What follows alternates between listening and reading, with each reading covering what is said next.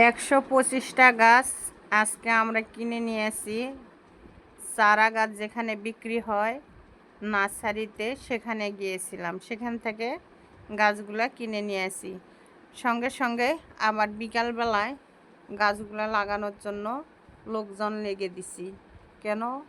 এই হচ্ছে সন্ধ্যার আগে আগে গাছ লাগাইলে গাছগুলা খুব সুন্দর ধরে ওঠে।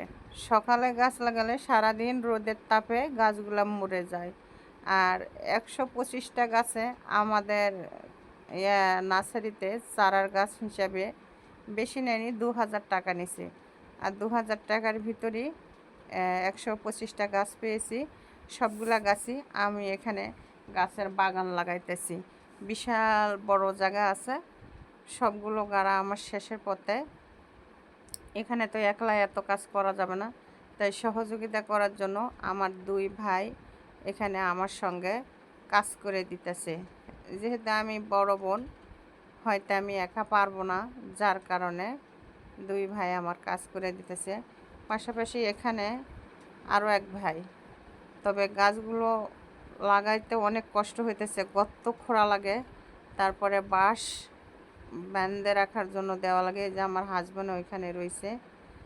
অনেক গরম রোদ বাংলাদেশে, যার কারণে গরমের ওখানে দাঁড়ায় রয়েছে গাছ। উনি সবগুলো গাছই লাগাইতেছে এখানে। দোয়া করবেন গাছগুলো যেন ভালো থাকে।